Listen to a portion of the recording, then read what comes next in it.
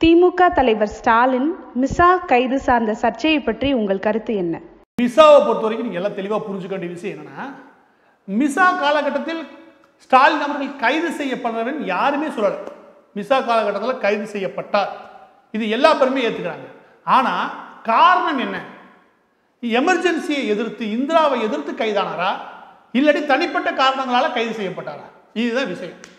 இவர் மிசால தான் கைது செய்யப்பட்டார், மிசான்ற சட்டத்தின் கீழே தான் கைது செய்யப்பட்டார் அப்படின்னா அதற்கான ஆதாரத்தை வெளியிட வேண்டியது திமுகவுடைய கடமை. இந்த டேட்டில் இன்ன காரணத்தினால இந்த அதிகாரியால் கைது செய்யப்பட்டார், கைது செய்யப்பட்டதுக்கு காரணம் அரசியல் கட்சி தலைமை இந்திரா காந்தி அவர்களுடைய எமர்ஜென்சியை எதிர்த்தது தான் காரணம் அப்படின்றத வெளிப்படையாக ஆதாரத்தை அரசு ஆவணங்களை வெளியிடணும். யாரு? திமுக. திமுக அரசு ஆவணங்களை வெளியிட்டுச்சுன்னா கிடையாது. அவங்க என்ன சொல்றாங்கன்னா, நெஞ்சுக்கு நீதி புத்தகத்தை போய் தேடி படிச்சுக்கொண்டாங்க. யோசிச்சு பாருங்க, உங்கள் மீது ஒரு குற்றச்சாட்டு வைக்கிறோமா, உங்க அப்பா எழுந்த நெஞ்சுக்கு நீதியை போய் படிங்கன்னா என்ன அர்த்தம்? இதெல்லாம் ஆதாரமா? எனவே திமுக கட்டாயம் ஆதாரத்தை வெளியிட வேண்டிய ஒரு இக்கட்டான நிலைமையில இருக்குது. அதுக்கான ஆதாரத்தை கட்டாயம் வெளியிட்டாங்க. ஏன்னா திமுகவுடைய மற்ற தலைவர்கள் பெயரெல்லாம் ஷா கமிஷன் ரிப்போர்ட்ல வரும்போது ஏன் ஸ்டாலின் அவர்களுடைய பேர் மட்டும் இல்லை? இதுதான் எல்லா பேருமே கேள்வி எழுப்புறாங்க. ஷா கமிஷன் ரிப்போர்ட்ல ஏன் ஸ்டாலின் அவர்களுடைய பேரு இல்லை? அதுக்கு திமுக நிர்வாகிகள் என்ன முக்கியமா சொல்றாங்கன்னா, ஒருவேளை ஷா கமிஷன் அவர்களுடைய அறிக்கையில விடுபட்டு போயிருக்கலாம்ன்றாங்க. ஒருவேளை நம்ம இந்த வாதத்தை எப்ப எடுத்துக்கலாம்னா, யாரோ ஒரு 3ஆம் தரம் 4ஆம் தரம் மாவட்ட செயலாளரோ இல்ல மாவட்ட செயலாளரோட மகனா இருந்து எடுத்துக்கலாம். ஆனா தமிழ்நாட்டில் அன்றைய முதல்வராக இருந்த கலைஞர் கருணாநிதி அவர்களுடைய மகன் தான் ஸ்டாலின். ஸோ மிசா சட்டத்தில் அதிகம் பாதிக்கப்பட்டது திமுக கட்சினா, அதில் இருக்கக்கூடிய நிர்வாகிகள் கைதுனா ஒரு 5 பேரை எடுத்தா திமுக மிக முக்கியமாக முதல் இடத்துல வர்றது யாரு? ஸ்டாலின் அவர்கள் வர்றாங்க. அப்போ மிசா சட்டத்தில் கைது செய்யப்பட்ட கைதிகளை பற்றியான ஆய்வு அறிக்கை எடுக்கும்போது தமிழ்நாட்டில் முதல் இடத்துல வர வேண்டியது ஸ்டாலின் அவர்கள். அவருடைய பேரே விடுபட்டு போகுமா?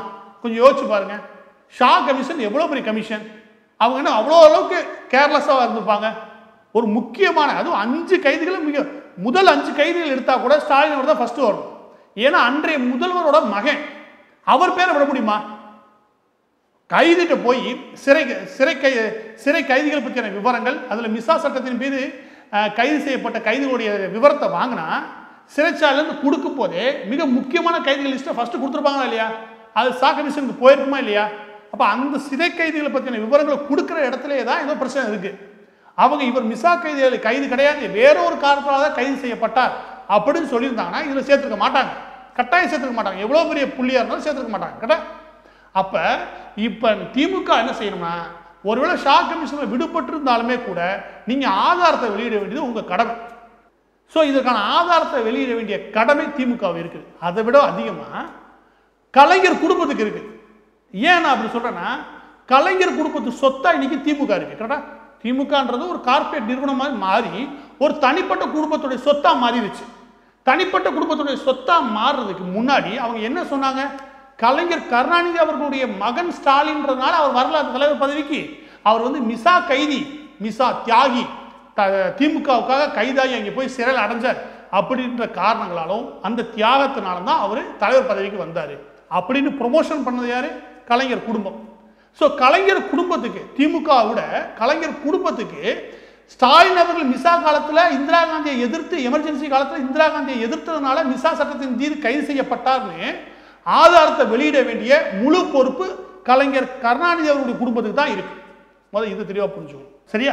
இதுக்கு அடுத்து இந்த விஷயத்துல மிக முக்கியமானது, மிக முக்கியம், அது என்னன்னா, ரொம்ப காலமாகவே திமுக ஒரு பொய்யை திரும்ப திரும்ப சொல்லிக்கிட்டு இருக்குது. அது திரும்ப இப்பவும் சொல்றாங்க. அது என்னன்னா, நாங்கள் எமர்ஜென்சியை எதிர்த்து எங்களுடைய ஆட்சியை இழந்தோம், இந்திரா காந்தியுடைய எமர்ஜென்சியை எதிர்த்து, சர்வாதிகார போக்கை நாங்கள் எதிர்த்து நின்றோம், அதனால எங்களுடைய ஆட்சி அதிகாரம் கலைக்கப்பட்டது, எங்களுடைய ஆட்சி கலைக்கப்பட்டது அப்படின்ற பொய்யை திரும்ப திரும்ப சொல்லிக்கிட்டு இருக்காங்க. இந்த பொய்க்கு நம்ம இன்னைக்கு முற்றுப்புள்ளி வைக்கணும். அது என்னன்னு கேட்டீங்கன்னா, எல்லாரும் நல்லா தெளிவாக புரிஞ்சுக்கணும், முக்கியம் மாணவர்கள் புரிஞ்சுக்கோங்க. ஜூன் மாதம் 26ஆம் தேதி, அதாவது 25, 26களில் 1975 எமர்ஜென்சி அறிவிக்கிறாரு இந்திரா காந்தி அவர்கள். இந்திரா காந்தி அவர்கள் அறிவிச்சுட்டு அடுத்த 21 மாதம் இருக்குது எமர்ஜென்சி பீரியட்.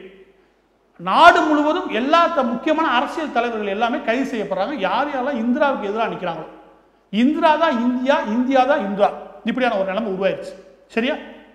இந்த காலகட்டம் எது வரைக்கும் நீடிச்சுன்னா 1977 ஜனவரி வரைக்கும் நீடிச்சிச்சு. இந்த இடத்துல திமுக ஆட்சி கலைக்கப்பட்டது ஜனவரி 1976. இந்த 76ல் கலைக்கப்பட்டதில் நீங்க எல்லாரும் கவனிக்க வேண்டிய மிக முக்கியமான விஷயம் என்னன்னு கேட்டீங்கன்னா, 71ல் ஆட்சிக்கு வந்த கலைஞருடைய ஆட்சி எப்போ முடியுதுன்னா மார்ச் மாதம் 76ல் முடியுது. நல்லா புரிஞ்சுக்கணும், 76ல். அப்ப 40 நாளுகளுக்கு முன்னாடி, எக்ஸாக்டா சொன்னா 40 நாளுகளுக்கு முன்னாடி ஆட்சியை கலைச்சிருக்காங்க. திமுக தலைவர் கருணாநிதி அவருடைய ஆட்சியை 40 நாளுகளுக்கு முன்னாடி கலைச்சிருக்காங்க. எமர்ஜென்சி அறிவிச்சு ஏறக்குறைய 7 மாசம் ஓடி போச்சு. அந்த 7 மாசங்கள்ல திமுக என்னென்ன போராட்டம் நடத்துங்க கடை சொல்லுங்க? கிடையவே கிடையாது. இவங்களுடைய ஆட்சி அதிகாரங்கள் எப்போ முடிவுக்கு வருதோ அப்பதான் திமுக ஒரு தந்திரமான முடிவுக்கு வருது. எமர்ஜென்சியை எதிர்த்து நிக்கிறோம், அதை பண்றோம், இதை பண்றோம். உண்மை என்னன்னா, அந்த காலகட்டத்தில் நாடு முழுவதும் காங்கிரஸ்காரர்கள் எங்கெங்கெல்லாம் ஆட்சியில் இருந்தாங்களோ மாநிலத்தில், அந்த ஆட்சியெல்லாம் நீடிச்சிருந்தாங்க. அங்கெல்லாம் பிரச்சனை வரல. அங்கே அதே மாதிரி இங்கே திமுகவுடைய ஆட்சியை நீடிச்சிருந்தான்னு வச்சுக்கோங்க, பிரச்சனையே கிடையாது. அது முடிவுக்கு வரப்போல அடுத்த 40 நாள்ல திமுக சண்டை போட்டு பார்த்துருக்கோம். முடியான்னு இருப்பாங்க. அப்போ அவங்க எதிர்த்து நின்று இருக்கோம், எதிர்த்துக்க போட்டிருப்பாங்க. இதுதான் நடந்திருக்கும். திமுக ஒன்றும் அவ்வளோ ஒன்றும் அப்புறாணி கட்சி கிடையாது. எமர்ஜென்சியை எதிர்க்கிறோன்னா எமர்ஜென்சி அறிவிச்ச நாள்லேருந்து எதிர்த்துருக்கணும். அதுதான் திராணி உள்ள கட்சிக்கு அழகு. அதுக்கான ஒரு ஆதாரத்தை வெளியிட சொல்லுங்க, திமுக வெளியிட மாட்டாங்க. திமுக எல்லாம் என்ன சொல்லுவாங்கன்னா, ஆட்சி கலைச்சது வந்து ஆரம்பிப்பாங்க. எப்போ அறிவிச்சது? ஜூன் மாதம் 26, 1975. அந்த நேரத்தில் இமிடியேட்டா கைதானது, அதாவது அடுத்து வேகமாக கைதான நபர்கள் யார் யாரு கொஞ்சம் எடுத்து பாருங்க. வாஜ்பாய் கைதானது, மொரார்ஜி தேசாய் கைதானாங்க, அத்வானி கைதானாங்க, ஜெயபிரகாஷ் நாராயணன் அவர்கள் கைதானாங்க. இந்த லிஸ்ட்லாம் வருதா இல்லையா? இவங்கெல்லாம் அடுத்தடுத்து போராட்டத்தில் குதிச்சிட்டாங்க. எல்லா இடங்களிலும் போராட்டம் நடந்தது. தொடர்ந்து கைதானாங்க. தொடர்ந்து உடனடியாக கைது செய்யப்பட்ட ஒரு பட்டியலில் திமுக இல்லை. திமுக எப்போ வருதுன்னா ஒரு 7 மாசத்துக்கு அப்புறம் இவங்களுடைய ஆட்சி முடிய போகுது இல்லையா, விவரமா தந்திரம் என்ன பண்றாங்க, திமுக எதிர்க்கணும்னு சொல்லிட்டு இது இந்திரா காந்தி எதிர்க்கிறதா சொல்லிக்கிட்டு உண்மையிலே இவங்க ஆட்சி முடிவுக்கு வரப்போகுது. அதை மக்களிருந்து மறைக்கிறதுக்காகவும் அதுல தந்திரம் பண்ணி அரசியல் பண்றதுக்காகவும் செஞ்ச வேலையை தவிர உண்மையிலேயே இந்த இந்திரா காந்தி அவர்கள் ஒரு 2 வருஷம் நீடிக்கிறேன்னு சொல்லிதாங்கன்னா திமுக போய் சரணட சொல்லுங்க, நான் உறுதியாக சொல்றேன். எனவே எமர்ஜென்சி எதிர்த்து கலைக்கப்பட்ட கட்சி எமர்ஜென்சி எதிர்த்து ஆட்சி இழந்த கட்சின்ற விளம்பரத்தில் எவனும் நம்பவே நம்பாது. திமுக தலைவர் கருணாநிதி என்ன அவ்வளோ பெரிய அப்புறாணியா என்ன? அடுத்து மிக முக்கியமானது இந்த விஷயத்தில் ஆதரவு தெரிவிச்சிருக்கிற நபர் யாருன்னு கேட்டால் கி வீரமணி. அதாவது திராவிட கழகத்தினுடைய தலைவர் கி வீரமணி அவர்கள் ஆதரவு தெரிவிச்சிருக்காரு. யாருக்கு? நம்மளுடைய ஸ்டாலின் அவர்களுக்கு. சமீபத்தில் ஒரு 3-4 மாதத்துக்கு முன்னாடி யுனெஸ்கோ விருது தந்தை பெரியார் அவர்களுக்கு கொடுக்கப்பட்டது. என்னன்னு, தெற்காசியாவின் சாக்ரட்டிஸ் சென்டர் அப்படின்னு சொல்லிக்கிட்டு 40 வருஷம் ஊரை ஏமாத்திருக்காங்க. 40 வருஷம் ஊரை ஏமாத்திருக்காங்க. யுனெஸ்கோ வந்து இவங்களுக்கு விருது கொடுத்துச்சு. அப்படி ஒரு விருது கொடுக்கவே இல்லை. அது மிகப்பெரிய பொய். அந்த பொய்யை நீங்க 30 வருஷத்துக்கு மேல பாட புத்தகத்திலையும் டிஎன்பிசி எக்ஸாமுக்கும் கேட்டு ஏமாத்திருக்காங்க. அந்த பொய்யை நிரூபிச்சதுமே இதே கி வீரமணி அவர்கள் அதெல்லாம் பொய்ய கிடையாது, இந்த பாருங்க விருது கொடுக்கப்பட்டதுக்கான படம் அது இது ரிலீஸ் பண்ணாரு. ஆனா கடைசி வரைக்கும் அது பொய்ன்ற நிரூபிச்சாச்சு. அது நிரூபிச்சதுக்கு அப்புறம் என்ன செய்யணும்? அது பொய்னா உண்மையிலேயே பகுத்தறிவு பேசக்கூடிய ஒரு தலைவராக இருந்தால் என்ன செய்யணும்? ஆமாங்க தவறு நடந்து போச்சு, மன்னிச்சுக்கணும்னு சொன்னா முடிஞ்சு போச்சு, விட்டுருவோம். ஒரு பெரிய மனுஷன் போயிட்டு போற விட்டுறலாம்.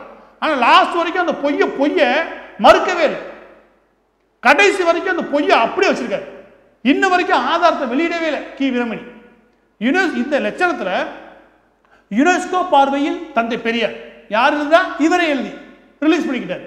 இவ்வளவு கீழ்த்தரமான கூட்டம், பொய்ய சொல்றதுக்கு தயங்காத ஒரு கூட்டம், இதுல மட்டும் உண்மை பேசணுமா என்ன? இதெல்லாம் உண்மை பேச வாய்ப்பே கிடையாது. கி வீரமணிக்கு ஈவே ராமசாமியோடைய இந்த அறக்கட்டளைகள் இதெல்லாம் இருக்கு இல்லையா, சொத்து, அந்த சொத்துல இருந்து நல்ல காசு வருது. அந்த காசு இவர் குடும்பமும் உட்காந்து சாப்பிடணும், அனுபவிக்கணும். அதுக்கு ஏதாவது போய் சொல்லிட்டு தெரியணும். இவ்வளவுதான் இவங்களுடைய வாழ்க்கை. இவ்வளவுதான் ஒரு ஒட்டுண்ணி சார்புன்னு வச்சுக்கணும். அதனால கி வீரமணி போன்றவருடைய இந்த வாக்கு மூலம் ஆதரவெல்லாம் தூக்கி குப்பையில போட்டுட்டு நமக்கு தேவை ஆதாரம். ஸ்டாலின் அவர்களும் கலைஞர் குடும்பமும் இதற்கு முழு ஆதாரத்தை வெளியிட்டா மட்டும்தான் திமுக தலைவராக ஸ்டாலின் அவர்கள் இருக்கிறதுக்கு தகுதி இருக்கு. ஏன்னா அதை தகுதியாக வச்சுதான் நீங்க மேல வந்தீங்க. அந்த தகுதியை பொய்யினா உடனடியாக திமுக தலைவர் ஸ்டாலின் அவர்கள் அந்த தலைவர் பதவியிலிருந்து ராஜினாமா பண்ணிடுவார்.